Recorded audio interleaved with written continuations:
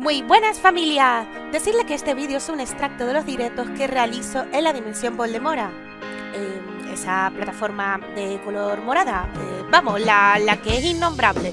Denle like si les gusta este vídeo y quieren más contenido, y por supuesto les agradecería muchísimo a que se suscriban también para estar al día. Si quieren saber más, estoy en las redes sociales y la comunidad de YouTube. Ahora sí, disfruten del vídeo.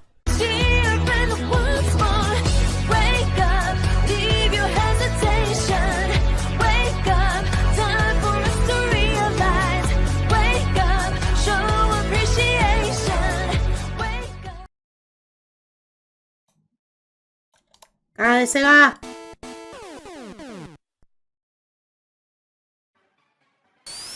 Camarero, póngame algo inolvidable. Hola. Qué asco, por Dios.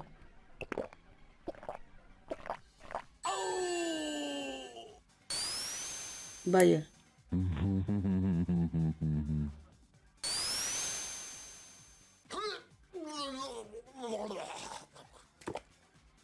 Que el futuro soporte de los videojuegos pasaba por el CD-ROM estaba claro. El bajo coste de fabricación y el gran espacio de almacenamiento que ofrecían eran Vaya locución tan curiosa. ventajas muy significativas sobre el clásico cartucho. Sega no fue la primera en dotar de un lector de discos compactos a uno de sus sistemas, pues PC Engine se le adelantó en Japón y posteriormente la siguiente generación de consolas, con la excepción de Nintendo 64, apostaría por este formato para sus juegos. A pesar de que el CD-ROM tenía unos costes de fabricación más reducidos que los de un cartucho debido a los componentes electrónicos que albergaban, Sega mantuvo un precio para los juegos de Mega CD similares, incluso a veces más caros cuando estaban conformados por más de un disco, por no mencionar que el periférico salió a un precio elevado, prácticamente 50.000 pesetas de las de entonces. La librería de...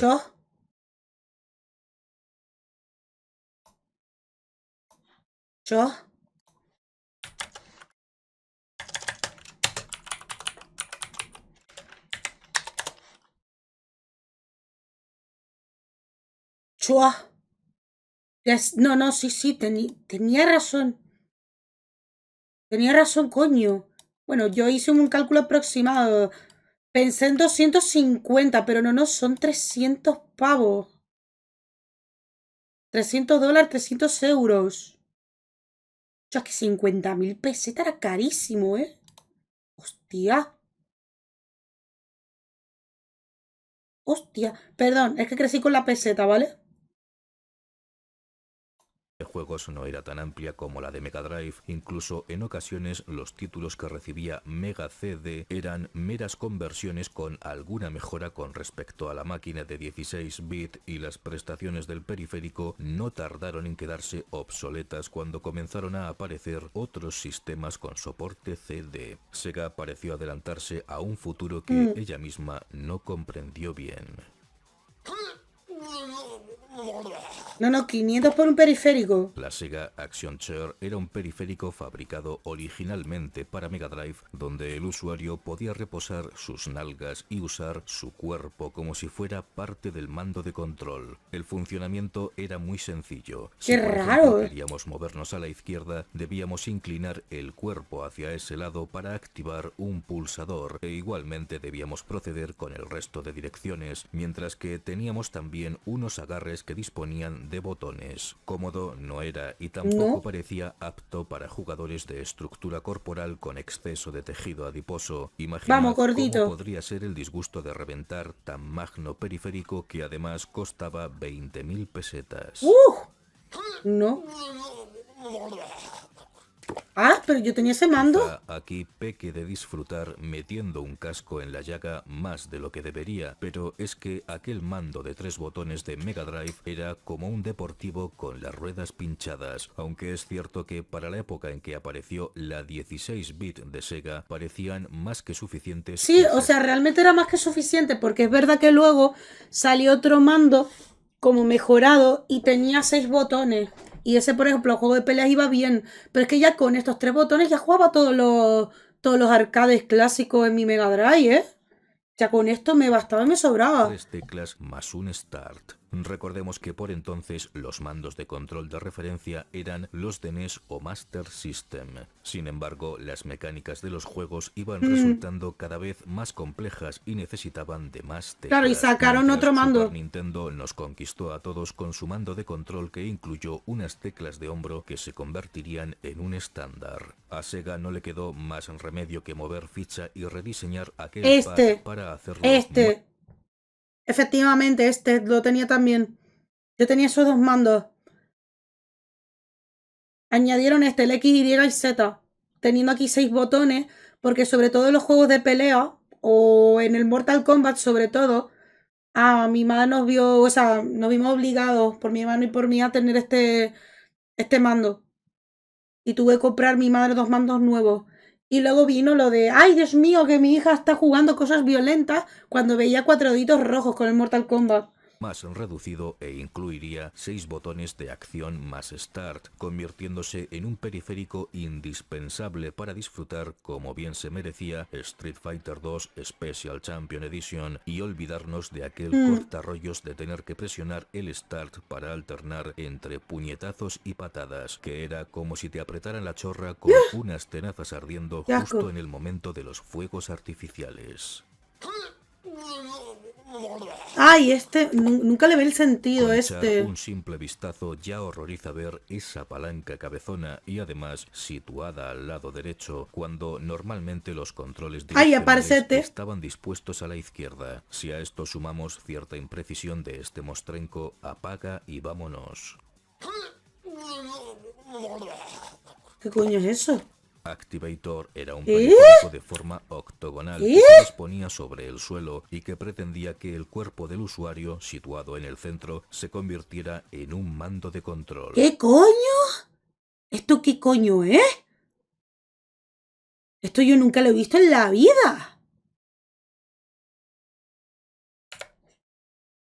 Cuerpo del usuario, situado en el centro, se convirtiera en un mando de control. El funcionamiento del chisme se basaba en unos rayos infrarrojos que, al interactuar con el cuerpo en una zona concreta de aquel octógono, se traducía en un movimiento específico dentro del juego. Se trató de vender este cacharro como la forma más realista de disfrutar de títulos de lucha como Street Fighter o Mortal Kombat, pero el invento tenía un grado de imprecisión considerable, por no mencionar lo agotadoras que podían ser las sesiones de juego. Imaginad echar una partida completa a Street Fighter 2 como Chun-Li y tener que replicar ataques como las 1000 patadas o el helicóptero de poderosos jamonacos. ¡Uf! ¡Qué duro! ¡Qué duro! Y después la gente, aunque lo jueguen muchísimo, se quejan del Just Dance, que tienen que moverse con los manditos. Por Dios bendito. Ay, la pistolita, esto sí me acuerdo. Las pistolas de luz llegaron a ser ciertamente populares en los primeros sistemas de videojuegos y hasta hace no muchos años pudimos disfrutar de sagas como Time Crisis en el salón de casa hasta que... Vale, este juego del Time Crisis salió en PlayStation 3 y es verdad que venía con 2 pistolas, una naranja y otra azul, que es como indicar el jugador 1 y jugador 2. Vale, eso existía, ¿eh? Me acuerdo de esa edición, lo tenían en game incluso. Pudimos disfrutar de sagas como Time Crisis en el salón de casa hasta que este tipo de juegos cayeron en el olvido. Para Mega Drive, Sega apuntó alto. Bueno, quizá no demasiado alto, pero sí que se le fue de las manos las dimensiones de Subminator, una suerte de aparatosa pistola de luz futurista que fue la respuesta al mamotreto del Super Scope de Super Nintendo. Funcionaba por medio de tecnología infrarroja, se comía hasta 6 pilas, salió a un precio de en torno a las 12.000 pesetas y fue compatible con un raquítico puñado de juegos de Mega Drive y Mega CD. No salió rentable para nada este periférico. En lo que costó... O sea, a ver, yo es que he vivido la época de las pilas, no de las baterías. Si ya con una Game Boy Color, con 2 pilas, podías estar jugando días y días sin parar, ¿qué narices gasta una pistola con 6 pilas? ¿Pero cuánto gasta esta pistola? Es que un puñado de pilas que compraba. Ay, Dios mío. Por favor, Dios mío. Vale, voy a repetir para atrás. Nintendo funcionaba por medio de Y para colmo tecnología caro, ¿eh? infrarroja. Se comía hasta 6 pilas. Salió a un precio de en torno a las 12.000 pesetas y fue 12.000. compatible con un raquítico puñado de juegos de Mega Para esto, Drive para estas mierdas de juegos. Para eso me sacas un periférico, ¿eh? Ya que lo sacas, aprovecha de tantos juegos, ¿no?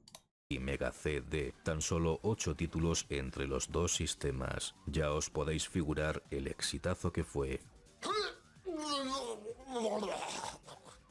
No, por favor, Esta G-Car, no. tecnología no fue diseñada por Sega, No, por sino favor. por Codemasters para Mega Drive, y he considerado que aún así merecía estar en esta excelsa selección de cagadas. Para ahorrar a los chavalines comprar un periférico extra tipo multitap para disfrutar de partidas multijugador con Pero hasta fatal 4 esto, ¿eh? participantes simultáneos, se llegaron a lanzar 6 cartuchos con la tecnología J-Card, los cuales disponían de 2 conectores para mandos. La intención era buena, la ejecución no tanto. Recordemos que los cables de los mandos de Mega Drive no eran precisamente muy largos, No. y que un tirón en plena emoción de la partida podía provocar que se soltara un controlador o que se colgara el juego al moverse el cartucho y no hacer contacto correctamente.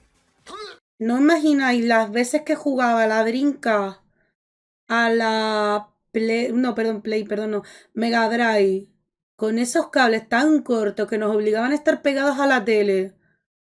Algunos incluso con la distancia que había en los sillones a la tele, teníamos que estar sentados en el suelo para jugar. Y a veces alguno jalaba el cable sin querer y se le desenchufaba o casi tiraba la consola. Yo no me imagino esto con 4 y más con unos cartuchos. Es que nosotros los chavalines éramos odiosos en los salones de casa, ¿eh?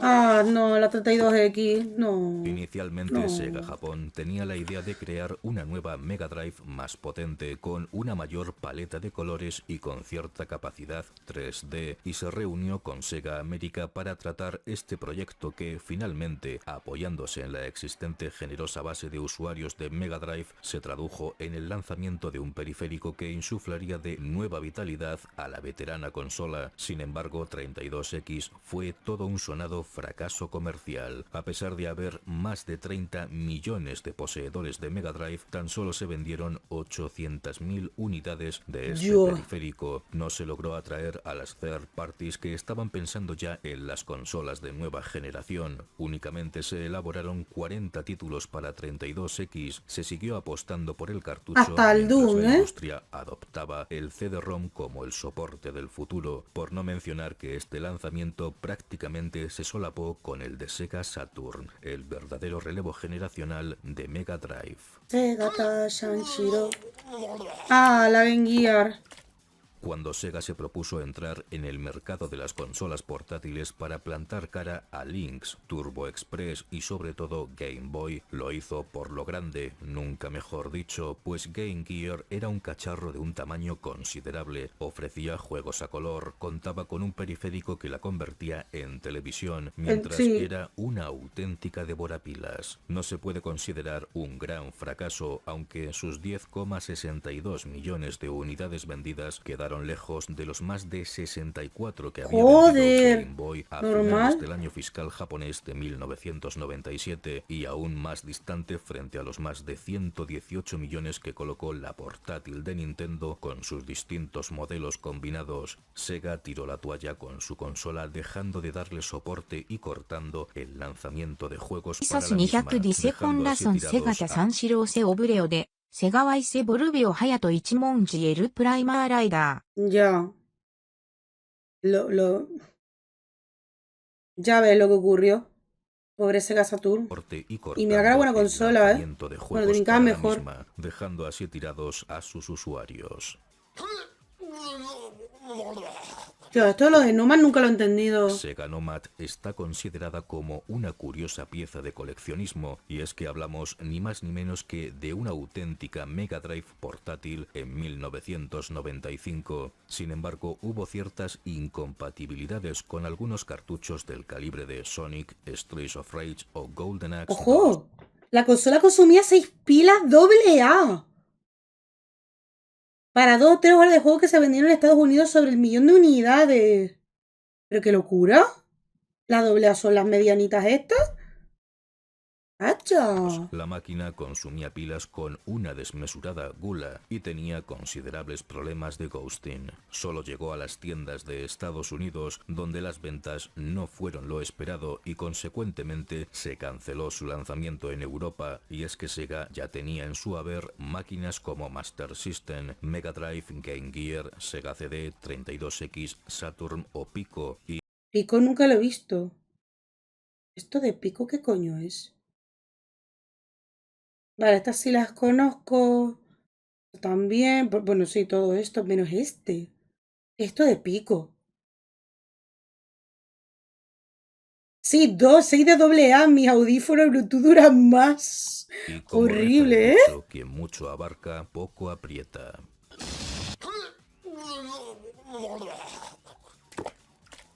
Silicon Graphics, famosa en los 90 por ofrecer la tecnología que dio vida a los efectos especiales de películas vale. como Terminator 2 o Jurassic Park, se interesó en el mundo de los videojuegos al ver cómo estaba creciendo su mercado. Fue entonces cuando planearon diseñar una tecnología orientada a este sector y que tuviera un bajo coste de fabricación. La primera compañía tentada con esta tecnología fue Sega América, cuya silla de mandamás estaba ocupada por Tom Kalinske, Vale. y pidió a Sega Japón que enviara a algunos de sus ingenieros para estudiar la oferta. Aquel equipo de expertos sentenció que esa tecnología era aún demasiado costosa de producir, entre otra serie de defectos. Así pues, Silicon Graphics tomó nota de aquellas taras marcadas por los ingenieros de Sega y perfeccionó su prototipo, pero gentilmente Sega la declinó, lo que llevó a Dios. Silicon a llamar a la puerta de la gran N, que quedó Entiendo. gratamente impresionada,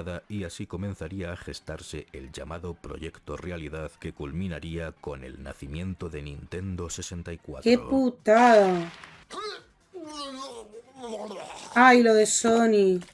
La historia del desencuentro amoroso entre Nintendo y Sony fue uno de los episodios más memorables de la historia de los videojuegos, que llevaría a la segunda por un más que entusiasmado Ken Kutaragi a desarrollar su propia consola de videojuegos, una PlayStation que revolucionó el mercado y el valor cultural de este sector. Pues bien, quizá algunos desconozcan que Sony, tras la puñalada de Nintendo, pensó que podría aliarse con la gran enemiga de aquella, Sega, y la ofreció desarrollar conjuntamente una consola, pero la compañía del Erizo Azul rechazó la propuesta por la falta de experiencia de Sony en el desarrollo de consolas y videojuegos. Claro. ¿Os imagináis cómo podría haber sido una Sega PlayStation? La Sega Saturn, sí. A pesar de que la 32-bit de Sega ¡Hola, hay está Dragons! considerada No como puede una ser. pieza de ¿Cómo has coleccionismo vuelto a antes día que de hoy, nosotros? Total. ¿Qué ¿Qué hemos hecho, Kronk? Pues Pues no lo sé. Deben Deben de ser cosas del cine. En fin. Total. La 32-bit de Sega está Ya, no estoy considerada orgullosa, toda una Lu. pieza de coleccionismo a día de hoy y es una máquina bastante interesante. Tengo el remake de La este. verdad es que la compañía del Erizo Azul tuvo una estrategia absolutamente errática con Saturn. Primeramente, cuando Sega anunció el precio de la consola en $399, Sony movió ficha a continuación y fijó el lanzamiento de su PlayStation a 299 machacantes, 100 pavos de diferencia muy sonoros. Gracias.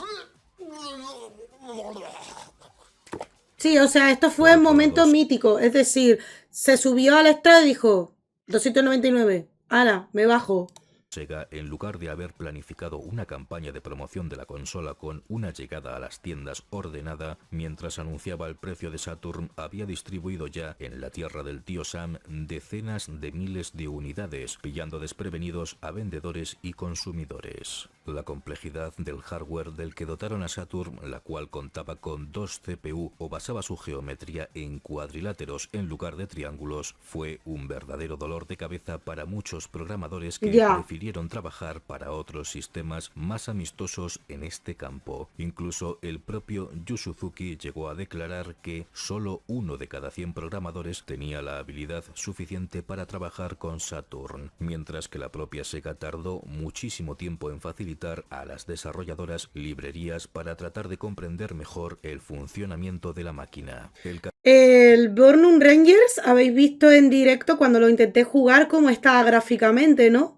Muchos poligonales, y tenía un programa que supuestamente suavizaba las texturas y los dientes de sierra, y aún así se veía como el culo, ¿no? Pues imagínense entonces. Imagínate entonces este argumento, ¿eh? Catálogo de la consola comenzó y me toca jugar a, creo que era Fear, que es de Saturn también, ¿eh? Es un survival horror, ¿eh?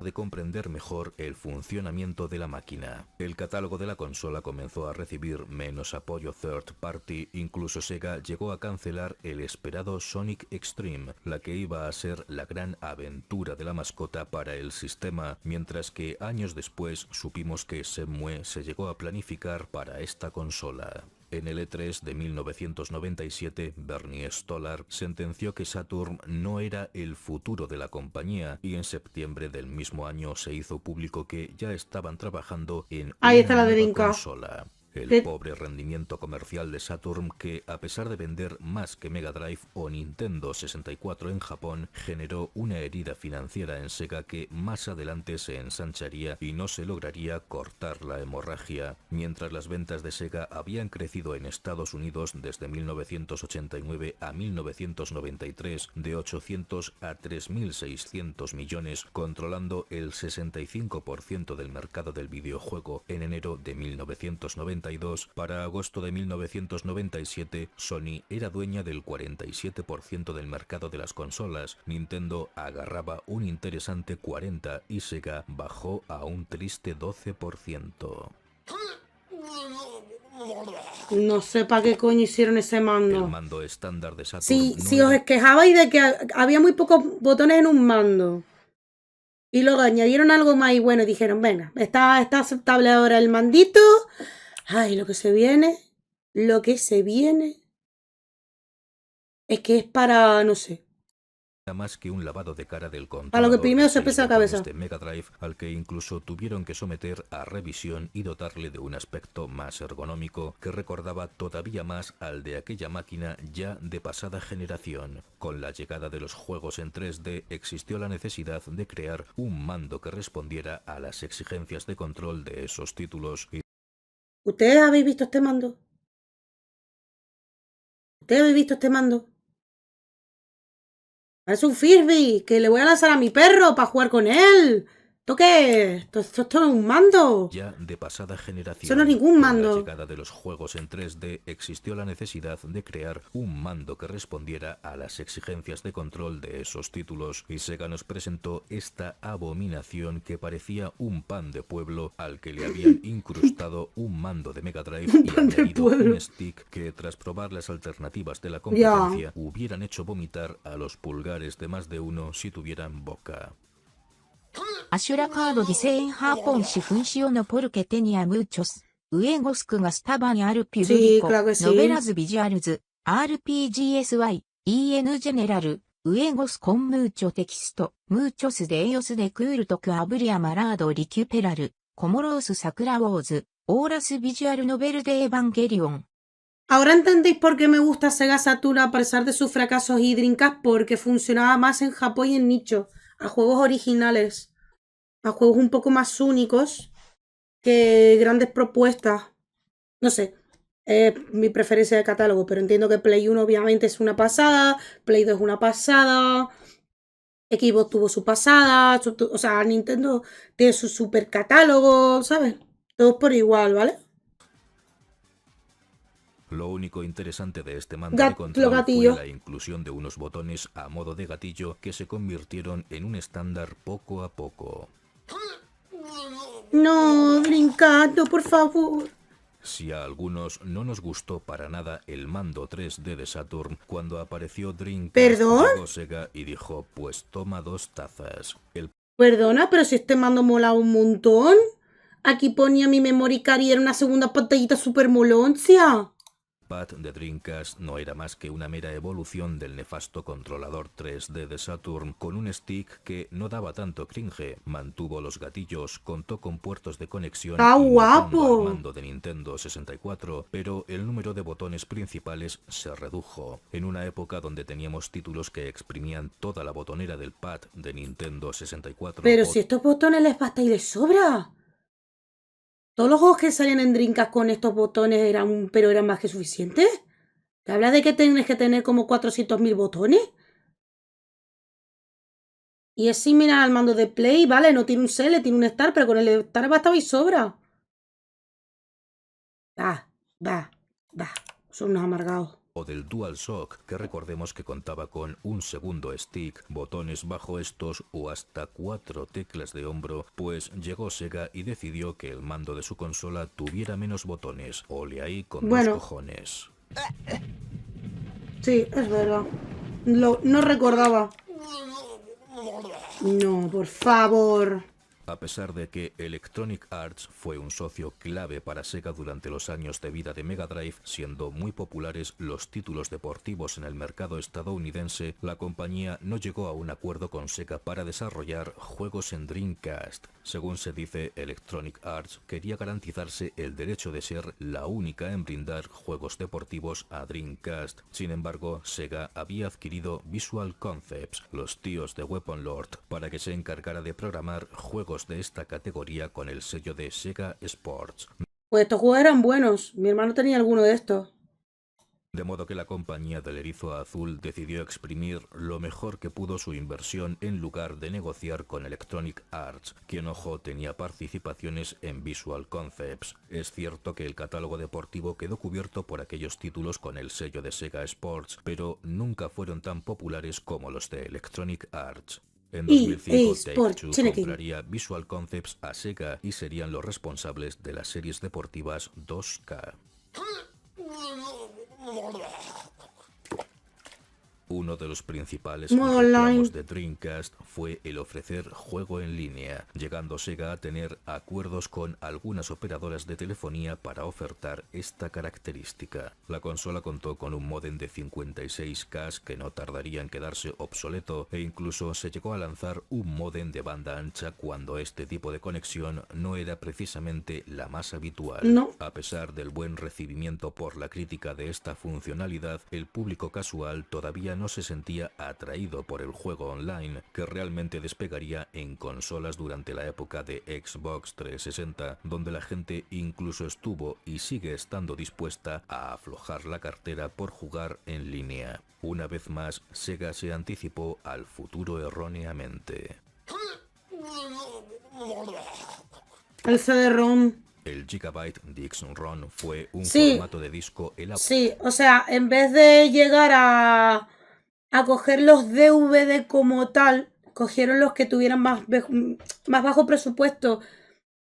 Literalmente el Shenmue, por ejemplo, eran 4 discos, 3 de ellos la historia y 1 eran los extras.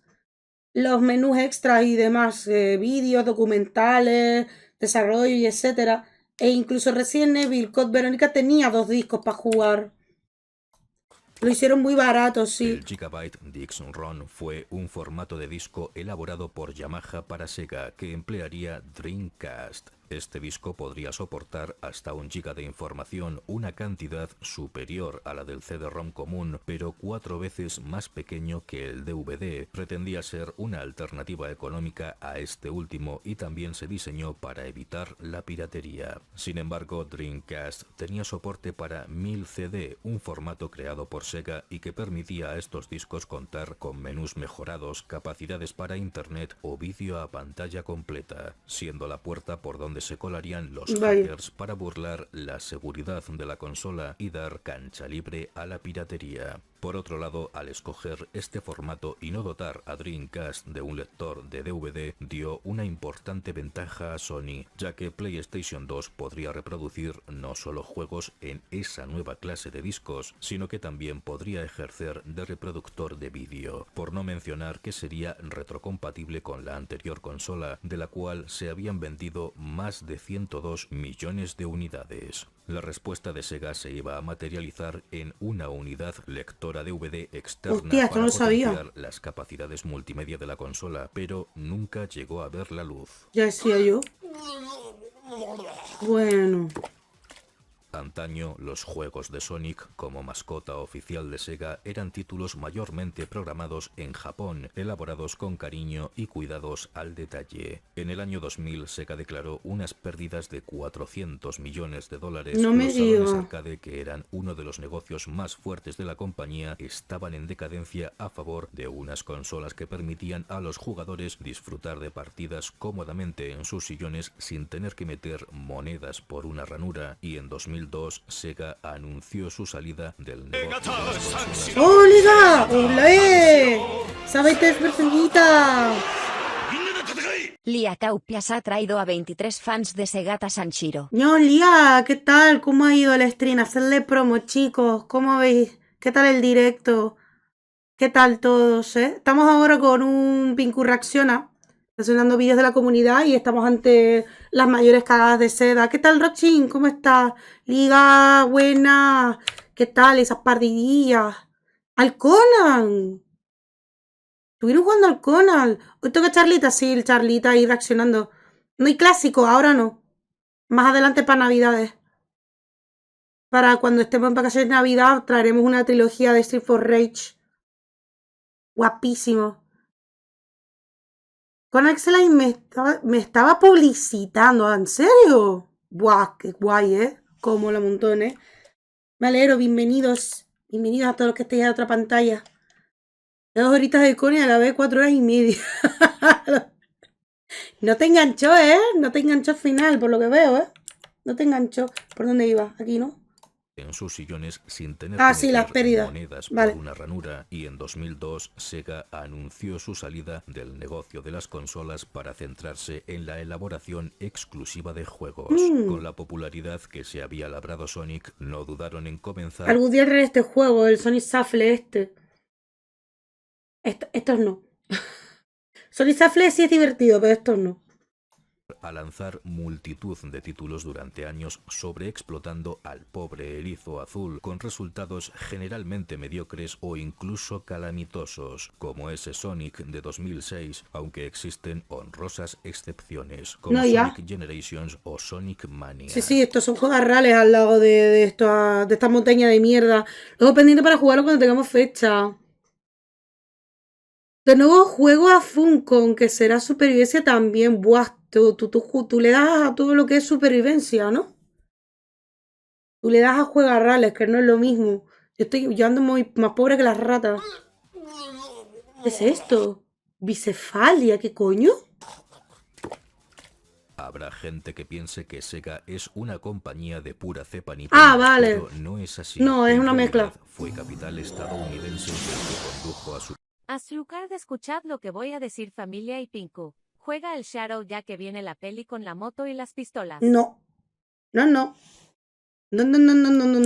ni de coña. Pero no es así. No me gusta. Fue capital estadounidense el que condujo a su creación por medio de un sinfín de operaciones y negocios entre distintos entes, incluyendo firmas japonesas. La cuestión es que mientras nuestros ojos de imberbes alucinaban con Sonic correteando a toda pastilla o viendo esos VHS promocionales donde aparecían juegos de Mega CD, tras bambalinas existía una guerra fratricida entre las divisiones estadounidense y japonesa. Vale, ya entiendo. Los desencuentros se produjeron en numerosas ocasiones y de muchas maneras. La Sega de la tierra del tío Sam presumía de ser quien hacía ganar más dinero a la compañía al estar a cargo del mercado más grande, mientras que la nipona lucía con orgullo méritos como la creación de Sonic, personaje que fue crucial para disparar las ventas de Mega Drive y por tanto hacer crecer a Sega en la industria del videojuego.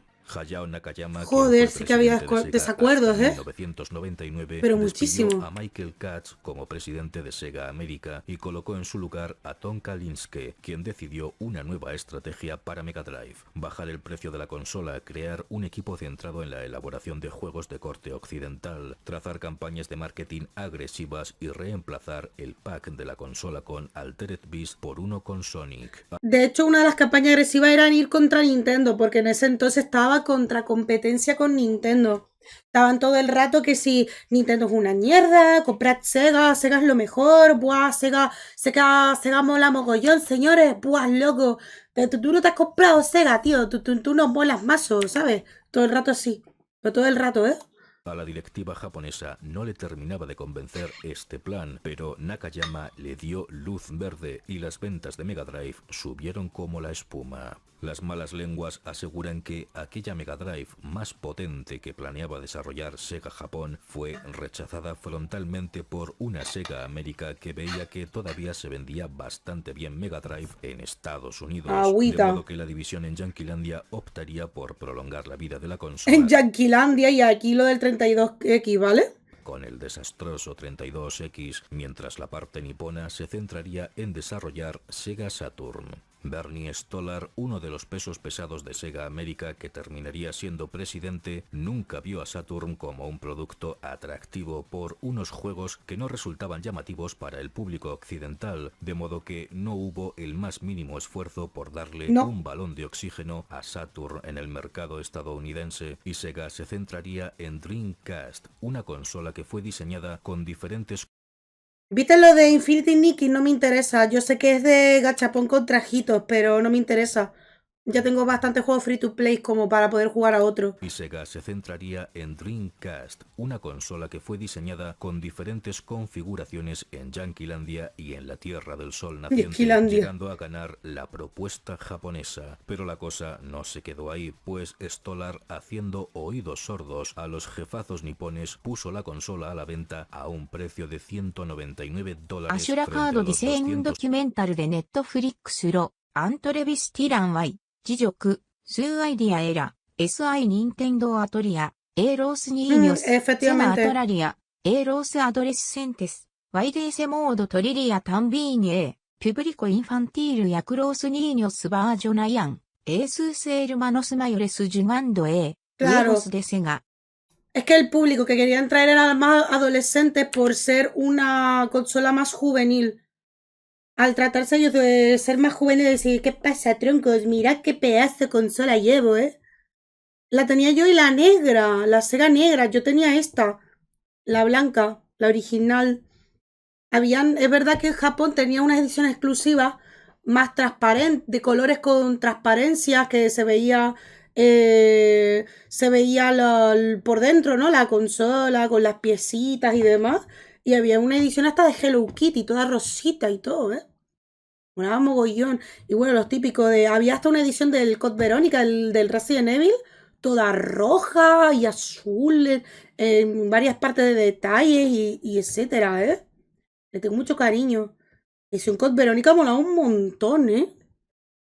La consola a la venta a un precio de $199 frente a los era barata esta consola, sí, exigidos desde Japón, lo que se tradujo en su despido, aunque con una indemnización de $5 millones y supuso un grave daño a las finanzas de Sega, pues la consola se estuvo vendiendo con unas pérdidas más amplias a las estimadas. Recordemos que se llegaron a colocar solo 9,13 millones de Dreamcast, siendo la máquina de sobremesa de Sega peor vendida de su historia. Pobrecita. Cuando se habían invertido en su día cerca de $500 millones en su desarrollo, una cifra que casi triplicaba proyectos de la industria del automóvil, lo buena que la de consola. donde procedía el nuevo presidente de Sega de por entonces y que flipaba con estas cantidades de dinero movilizadas por una pequeña maquinita.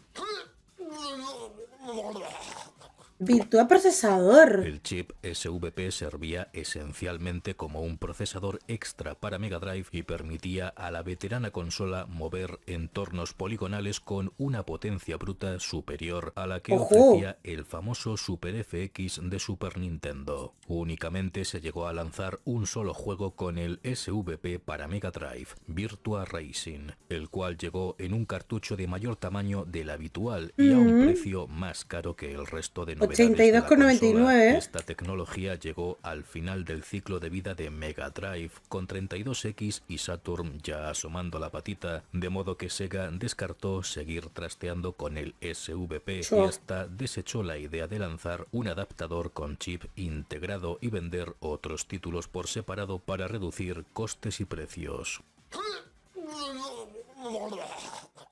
Drive. Con la idea de crear un producto que atrajera a distintos tipos de usuarios, Sega llegó a un acuerdo con IBM para elaborar Tera Drive, un híbrido de PC del conocido gigante informático con una Mega Drive integrada. Solo salió en Japón, hubo modelos ¿Qué con hacía yo? Porque esto no me sonaba por aquí, 148.000 a los 248.000 yenes. Sus ventas fueron un fiasco ¿Normal? y a día de hoy se considera una extraña pieza de coleccionismo.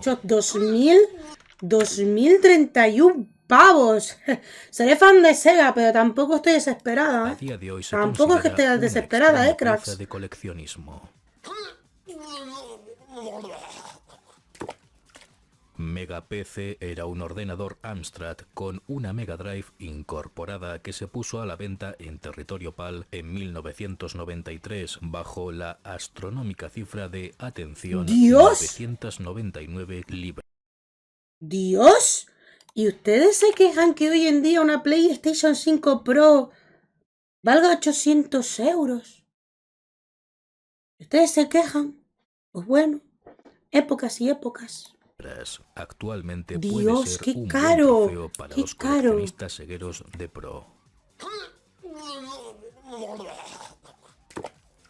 Mientras el juego fue elaborado por Gearbox, a cuyo frente se sitúa el orondo y repelente Randy Pitchford, era Sega quien retenía los derechos para publicar videojuegos de Alien y delegó en la compañía de aquel infame sujeto la elaboración de Aliens Colonial Marines, un título que resultó ser toda una calamidad. Al parecer, según habladurías de la red, mientras Sega estaba soltando billetes con demasiada alegría a Gearbox para acabar el juego, Randy se dedicó a desviar esos fondos para financiar Borderlands o comprar la propiedad intelectual de Duke Nukem. También se cree que, al igual que a los usuarios nos mostraron una demostración falsa del juego, pudieron engañar a Sega de la misma manera, haciéndola creer que el desarrollo iba sobre ruedas y que tenían un auténtico blockbuster de acción xenomorfa entre manos.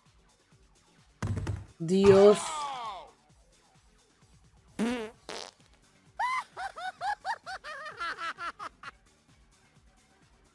Joder. Joder, he aprendido cosas nuevas, ¿eh? Madre de Dios del amor hermoso, ¿eh? Chacha. Yo me quedo boba, ¿eh? No te lo creo. Uf. Vaya fracaso. A ver, la interlocución me gusta, ¿eh? Me gusta cómo habla el chico. Súper apacible, súper informativo.